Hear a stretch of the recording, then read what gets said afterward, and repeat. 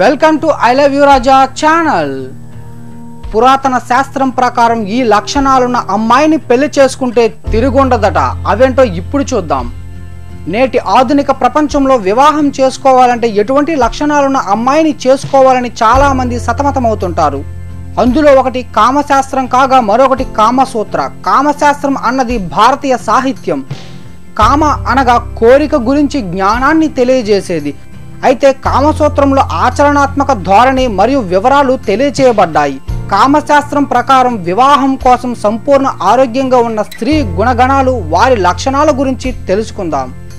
పురాతన శాస్త్రాల ప్రకారం స్త్రీకి ఈ 11 లక్షణాలు ఉంటే ఆ అమ్మాయిని రెండో ఆలోచన లేకుండా భార్యగా స్వీకరించవచ్చంట. అవేంటో ఇప్పుడు చూద్దాం. ఒక స్త్రీకి ఆ కుటుంబ పద్ధతులు, మర్యాదలు తెలిసి ఉండాలంటే ఆమె సమాన హోదా నుంచి వచ్చి ఉండాలి. ఆమె బాగా చదువుకున్న, దయ, ప్రపంచిక జ్ఞానం బాగా కలిగిందై ఉండాలి. ఆమె చదువు సమాజం మరియు ఆమె కుటుంబ ఎదుగుదలకు తోడ్పాటు అందించాలి.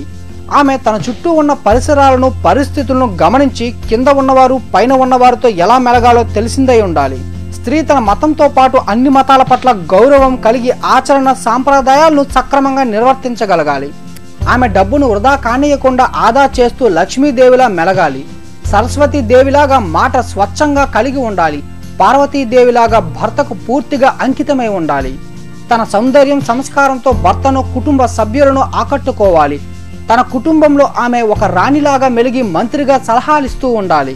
భూదేవికి ఉన్నంత సహనం, ఓర్పు కలిగి కుటుంబంలోని పిల్లలను జాగ్రత్తగా చూసుకుంటూ సంబంధ బాంధవ్యాలను నిలుపుకోవాలి. ప్రేమ అనురాగాలతో భర్తను ఆకట్టుకోవడమే కాకుండా మంచి ప్రవర్తనతో కుటుంబ సభ్యులను ఆకట్టుకోగలగాలి. ఆమె కుటుంబంలోని పెద్దల పట్ల గౌరవంగా మెలుగుతూ అవసరమైన సమయంలో వారి సలహాలను, సూచనలు తీసుకోవాలి. వివేకంతో వారి అనుభవాలను ఆదర్శంగా ఉంటూ పెద్దల పట్ల గౌరవంతో మెలిగి ఉండాలి. ఆమె మానసికంగా బలంగా ఉండి క్లిష్ట పరిస్థితుల్లో కూడా ధైర్యంగా ఎదుర్కోగలిగి ఉండాలి. ఆమె కుటుంబానికి తన ప్రేమను పంచుతూ మరియు చీకటి నుంచి వెలుగులోకి తన కుటుంబానికి దారి చూపించాలి. ఇంకా ఇలాంటి సమాచారం కోసం ఐ లవ్ యు రాజా ఛానల్ని సబ్స్క్రైబ్ చేసుకోండి. Thanks for watching.